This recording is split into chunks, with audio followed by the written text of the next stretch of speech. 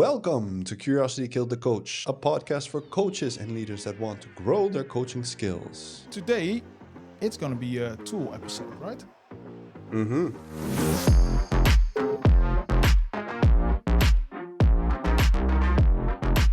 Maybe for our listeners, good to know. We want to do several things in this podcast. We want to talk about handy, practical tools, things you can do for yourself, like a DIY kind of learning. We, of course, want to interview cool people, and we want to keep on having our great conversations. We're structured, Michel. We prep, we're professional podcasters. Yeah, just for you as a listener. Of course, we very much liked our first 3 episodes, but we also could benefit from some structure. So we're trying to put that into the podcast. Please let us know what you think. This one is going to be a tool episode, and we're going to talk about prompting deeper. And man, Michel, you sent me to a rabbit hole. For our listeners, Michel sent me this great cheat sheet that we will share in the show notes. I read the cheat sheet. Then I thought, okay, but I want to learn a bit more about it. My curiosity got the best of me. Nice. So what do? Nowadays, you go to Perplexity and you use AI to figure out, hey, prompting deeper. Well, what is it? Didn't give me anything. Then I went to Google. Casual, old-fashioned Google. Didn't give me anything. So, Michel, where the heck did you find this? It's killing me. So I didn't find it. I created it. That's the fun thing. Remember our conversation in the Questions podcast that I talked about this new conversational technique I was using with clients. And after that episode, I was like, I should structure this so people can actually use it. Because I think it's a great technique to have deeper conversations just for anyone. It's a conversational technique, so you can use it anywhere. And I used it to replace the 9 whys in Liberate. Not replace, but I prefer this over 9 whys because it guides a bit more and you can use it very lightly. You can use it in a structured manner, but it's, enough chit chat. Let's just talk about prompting deeper, right? Exactly. I mean, I was curious to understand, maybe tell the listener more about the different prompts that prompting deeper has. Well, what does that look like? Prompting deeper, it's a coaching technique that uses open-ended, half-finished prompts. The whole idea is to guide people forward into a conversation. The goal is to go deeper into the conversation, just to dig underneath the beliefs, underlying assumptions, maybe motivations that people have to do something. I think you need to understand that it evolved out of conversations I had with clients, and I do one-on-one facilitation, which is basically one-on-one coaching with a whole lot of extra. And I noticed in some conversations, we would hit upon a belief, they believed it to be true, or we would hit a limiting belief that just sounded odd to me. You probably recognize that you have conversations with people and they say something and you're like, this doesn't align what you're saying. That's odd. Of course, you can't say, this doesn't align, you're odd. So let's find a better way. As a coach, as a facilitator, I would use a half sentence to prompt the other person for them to finish the sentence. And the fun thing is that I do not have to explain to them that they need to finish the sentence. It happens. Cool. There's a list of about 20 of them sentences, half sentences that you can use. So for instance, if this happens, then I might lose my job. Okay, which will lead to, it will lead to a lot of stress because if I lose this job, how will I ever find another job? And if I don't have a job, how am I going to take care of my family? And people start rambling. And I would say, let's try it out later on. And maybe, Eric, it would be fun that you would try it out on me. Let's see how that goes. You have your cheat sheet, so you can just use it.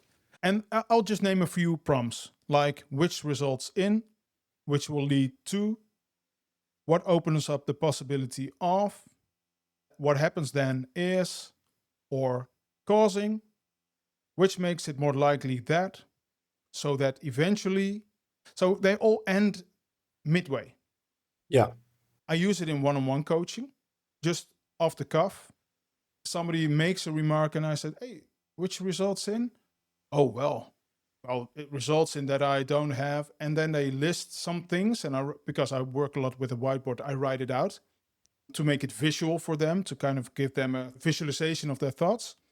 But the fun thing is, I also use it in groups because it's a conversational technique. A group comes to a certain conclusion or they run into a challenge within their organization. And they're a team, they want to succeed, but they have challenges around them. Whatever challenge they name, usually you also have a conversation about why is it important?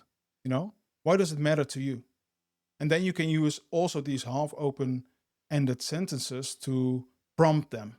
If we don't have the right tools to do the job, that leads to, well, that leads to that we can't efficiently do the work. It takes up so much of our time, resulting in, well, resulting in that we're swamped by tasks that we need to do manually and we should automate it.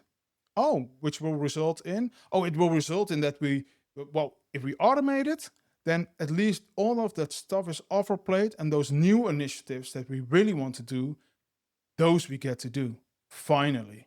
Yeah. And so this is like a very functional one, like maybe more we have a motivation to change things, but you do try to dig deeper.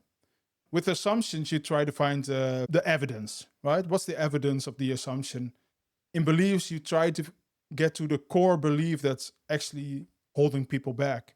And I think with motivations, people can talk about motivation like we need to do this, but actually to have the entire group come along, they need to understand what's at stake. With these questions, you kind of prompt them Yeah. to dig deeper. Sometimes it can feel uncomfortable to people. It can feel sometimes confrontational. I see this as an alternative to asking the question, right? You can also just ask Yeah. the question. Yeah. Do you think that this style or this approach is less confrontational because it's more in a conversational style? Yes, in a way, I think it's less confrontational. As a facilitator or as a coach, I'm standing next to the person, thinking along with them. And because I give them half a sentence, it's very natural to finish the sentence for them. And it also just feels like a conversation. For instance, in a coaching session I had today, I think I maybe used it 3 times in a row just to dig a bit deeper. And in another coaching session, it was, I think, 10, 12 times. Oh, wow. Just going deeper, deeper, deeper. And I think it probably works differently with different people. So in the 10, 12 questions, that person really liked to be prompted and to think deeper. And it's still conversational. It also doesn't ask the why question that people tend to not like so much. Explain yourself to the world. People, yeah, don't really like that. Actually, none of these prompts start with why. I think it assumes that you're on the right track or on some track and you're willing to move forward. There's, I think, more guiding in these prompts than only asking why 9 times. Yeah. You mentioned that there were certain conversations where you used a lot of them. Is there one specific prompt that has really worked well for you? Yeah, the result prompt, I would say. In a way, these are kind of similar. For instance, which will lead to, so that eventually causing, that points to the next step.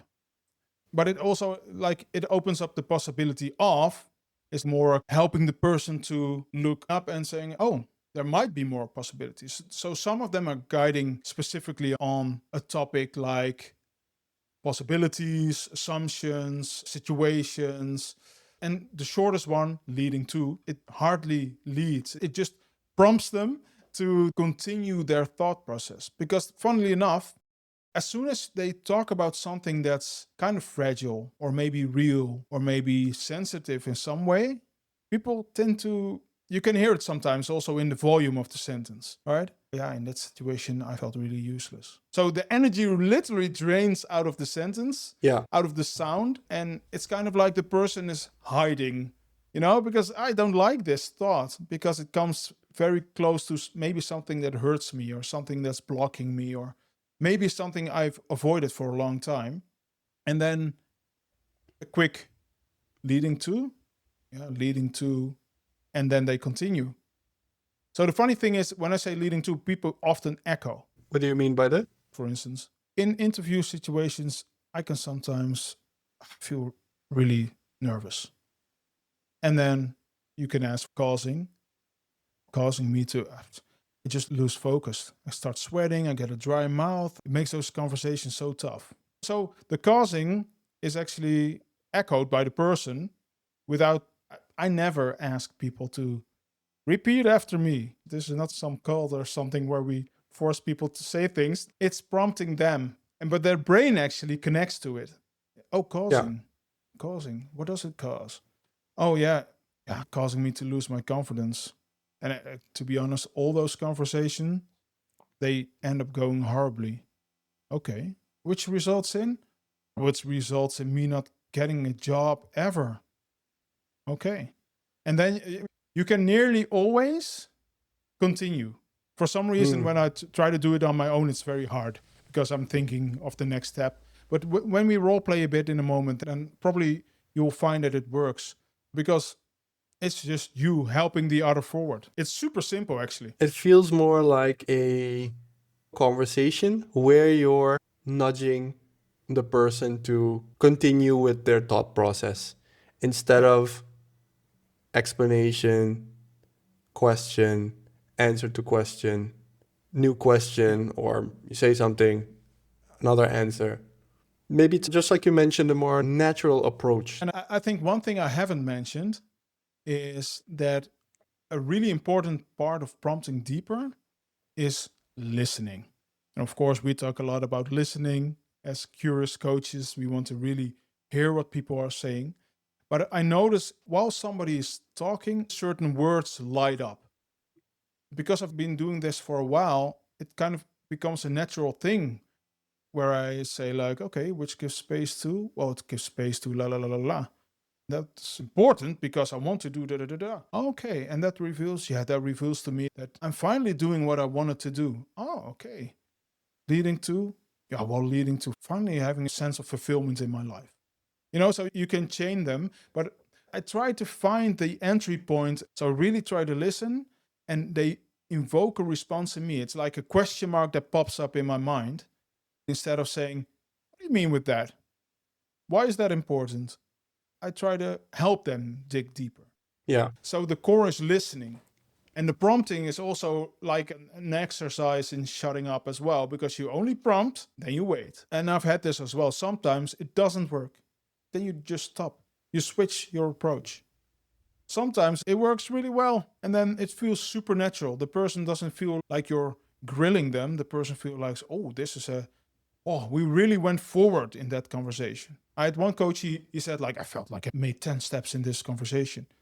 To me, that was awesome, by the way. That was really cool because I developed this purely on my own experience and working with clients and finding a way to converse with them and go deeper without asking why thousands of times.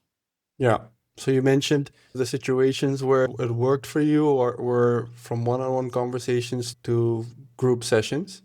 And with Yeah. groups, is it similar to how you have a liberating structure that also does something like this? Or you also use prompts. I think it's the one with the 4 quadrants. Spiral journal. Spiral journaling. Exactly. Yeah, and I remember we did a workshop once where we used spiral journaling as a reflection tool, just like you mentioned. And afterwards, during the break, I remember a couple of people coming up to us saying like, "Oh, that was so therapeutic for me." Yeah. Because I don't know if we also had classical music or something playing. A couple of people walked up to us afterwards saying like, "Oh, this was really nice." So I can see it, working in a conversation while I was listening to your explanation. I feel like you need to be very careful with your tone when you're prompting someone. Exactly. Leading to, or this important because? I think you've mentioned gentle touch a couple of times. I feel like you really need to be gentle with. That's a good remark because what happens with me when I'm one on one and in the room with the person, my whole body language, my facial expression, my voice, it's telling them curiosity. I'm not like, what the hell are you talking about? I'm going for, oh, what makes you think this way? So, indeed, yeah, it's the tone, it's the facial expression, it's the body language. And I think with any tool, right, you need to kind of learn how to handle it. And I think this is a very simple one for people to learn. And I use this with my kids as well. It's super simple. Just to help them think And I don't use it religiously, like, with the 9 whys, like we'd have to do it 9 times. Yeah. Nobody ever said that. It's not, you can use liberating structures in any way you want. I would say master them first so you know what you're doing, and then be free, play around with it. And I would say it's good to master this, because it's nice if you don't have to do this. Just for people at home, I'm now having the page very close to my face, like reading of which results in. Okay, yeah. Give space to what that reveals is leading to. Rushing through the list or reading it aloud. It's like for me, it's a very, I don't know if organic is the right word in English, but it just comes up. It's a genuine question I feel. And I'm like, oh, okay, which has the effect of, oh, and that makes, Let's say there are people that want to get started with this. And just like you mentioned, I mean, you don't want to be having the list in front of you because that can cause you to be a bit more mechanical, robotic. yeah. What would be a couple of these that you think someone could start with? Yeah, I think I started with maybe 4. Okay. But then, what tends to happen then is if you ask 10 times, then you're doubling up a couple of times. Then it starts to stand out that you're repeating yourself. And that takes focus away from the actual conversation. So I thought, I need to create more of these. On the one hand, to be able to switch more. On the other hand, also for me to enrich in it, just for myself. Because if you're facilitating, if you're coaching, if the thing you're doing is super boring, it's hard to be engaged. So make sure you're engaged, right? So I think I have 24 now, something like that on the cheat sheet. Sorry, people, there was no more space.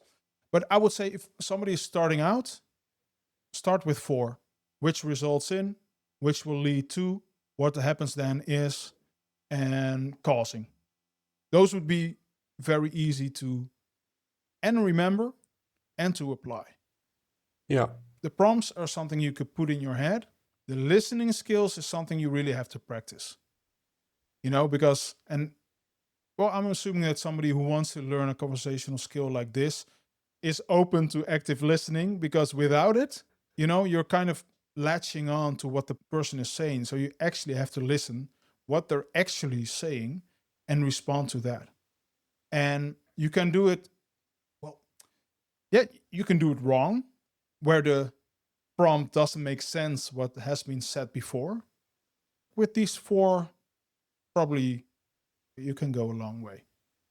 And by doing it wrong, it's not so much that you're saying maybe the wrong thing, but you're trying to stay in the flow of the conversation. So you're listening and you're trying to prompt in the same flow.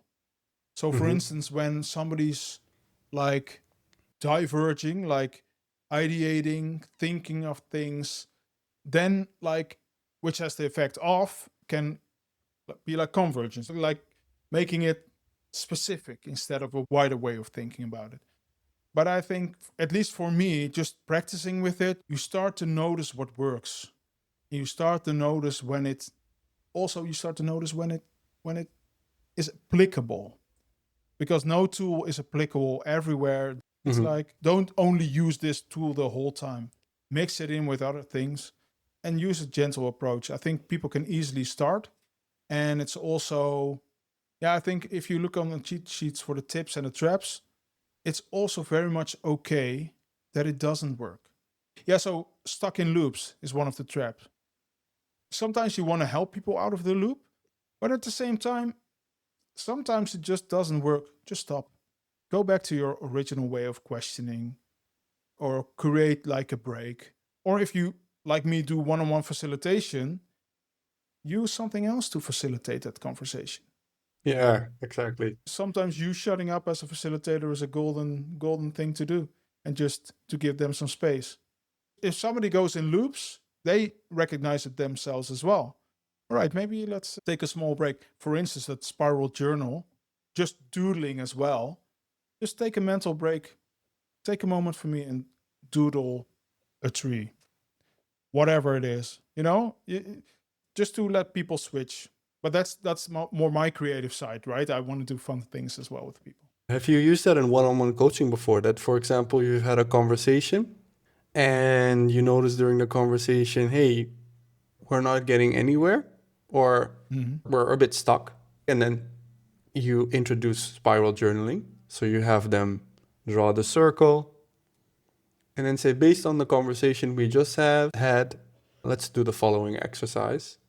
I haven't used a spiral journal in one-on-one coaching. When I give them time to think, I give them a prompt or an invitation, and then I just let them be them. Just a Sharpie or a pen and some Post-its, or just a piece of paper, and just let them reflect. Sometimes draw a mind map. It can be anything, but I think spiral journal is super nice. I think the drawing part is a nice break of your thought pattern. I always try to be careful if then the prompts that are on spiral journal match. In a workshop, you have the advantage of preparing that. Yes. Because you already know what the exercise will be, and after that you prepare the prompts for that exercise. Yeah, and I think even if the exercises switch in your mind as a facilitator, you know where you are in the program. You know where you're ideating. Yeah, when you're ideating. So where you're ideating, or maybe when you're going towards a solution. So you're trying to narrow what options there are. You're narrowing to the feasible stuff, to the things that you actually see succeeding. And that flow in a workshop, even if you change the structures, you know where you are. Like we need this in order to do that, and in order to do this. And if we've done all that, if we made that journey, then we can finally have that conversation about what we practically want to do. Because you need to make the journey together to make decisions together.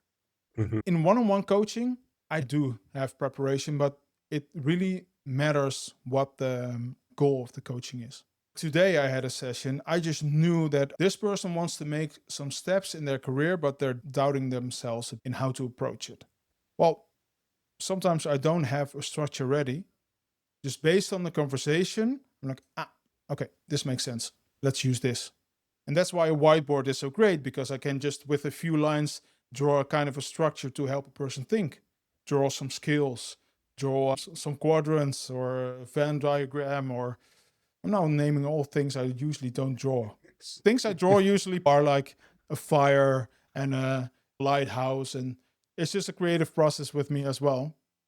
But I think this one, you don't need to prepare other than knowing how to do this. You just need to listen really well. So when you're out of that early learning stage, you can use it in any conversation. Yeah. I'm curious to experiment with it because on the one hand, I can see it working really well with certain people, and other people might be annoyed. Well, maybe that's also in the presentation. Yeah, if I notice annoyance, I just back off.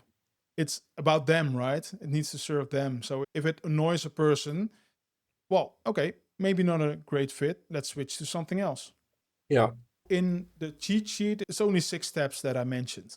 So the first step is introduce it or not. Basically, that's what I say. You can introduce it as a thought experiment, and sometimes you do that either because you think, I'm not sure if this will land with this group, or maybe you feel a bit insecure yourself and you say, like, let's do a thought experiment just to make it less scary. So you can introduce it. Usually I don't. I just use it as a conversational technique. Step 2, listen actively. That's what we mentioned already. You need to hear what's being said or what's maybe not being said. The other is encourage exploration. That's actually what you're doing by using the prompts. Sometimes you can voice over that. Hey, I'm just trying to explore this with you. If somebody notices, hey, what's going on? Or why are you prompting me? I'm just trying to help you. I'm just trying to explore this. And step 4 is daisy chain prompts. So link them together to go deeper.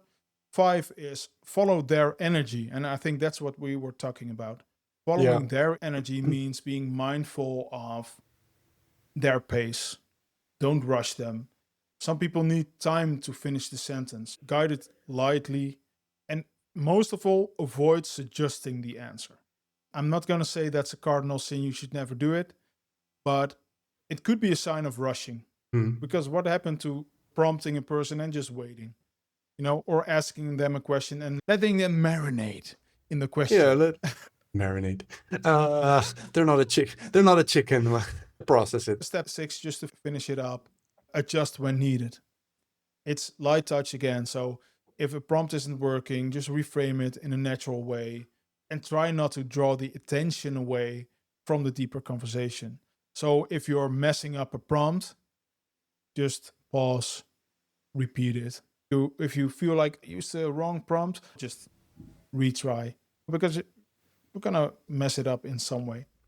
How would you introduce this topic? What topic? So how would you introduce a prompting deeper? I think as well that for new people, it might be easier to say, hey, what do you think about this? Let's try a thought experiment. You mentioned this. I want to ask you this, which results in, and just give them a pause. You know, it's prompting. People are like, well, it results in me, blah, blah, blah. At least for me, it feels like a natural way of doing it, and it's fun. And I think in this day and age where everybody is prompting an AI, please let's prompt the OI, the original intelligence, The, right? I We think can prompt that's each other and help each other. the naming was one of the reasons why the main reason why it was hard to find it is because you created it. So it's not online yet. The cheat sheet's not online yet, so I couldn't find Well, it. it's on my website now. It's online, but because of the word prompting. So I kind of went through this AI rabbit hole trying to find it because every search result is about AI. And I think AI is a great tool to use, but let's prompt OI, right? Let's prompt the original intelligence. People use AI a lot like this as well, right? To help their thought process. You want to actually trigger the brain, you know? You want to prompt the OI and have people think deeper. I'm looking forward to using it. How do I start? So maybe for people that are listening, role playing would be good to just start a conversation. You can use a prompt, an invitation, just to get the conversation going, and then you can respond. So for me, what's a good conversation? This is a tricky part with role playing. I always want to role play with real stuff. Yeah, exactly. Yeah, so we talked before about content, right? Mhm. I'm really trying to find the perfect way of doing content that people know what I'm all about. Which leads to? Well, if they know what I'm all about, then when I have conversations with them, it's like they already know me a bit. It's not so socially awkward. And I just want them to be able to find me as well, because I want to help people and I want to have clients and I want to run a successful business as well. Which is important because? Well, no clients is no money is no business. And I think it's important because I, it's just my core thing is that I really want to help people. And I think there are a lot of people that don't need hand holding, but they just need a curious person to help them get a step forward. This one stuff. Usually you could know what it leads to, but I'm noticing that that's why I think my own question would work for me. Maybe that's why I was curious about it, because I'm like, oh, I see a lot of questions here. Which ones can I use? But I think it's good to have, for example, the one that you mentioned, like leading to, what is it? Causing, which Yeah. results in. I think a nice one of this is that it's good to have like 4 ready to go, just that you have them in your head, and just to practice it in everyday conversation. And you can do it once even, which will lead to us getting in, blah, blah, blah, blah, blah, blah. You know, just asking the prompt, that's something to get into your system, I think. And now, because you have the cheat sheet in front of you, you're reading and it's hard to listen at the same time. I've been there in role play, trying to do a totally new thing and trying to listen as well. I got brain blocked. I was just frozen up in here. So, but it's nice to practice it and just to try it out. Definitely going to do it interesting. Thanks for sharing it, Michel.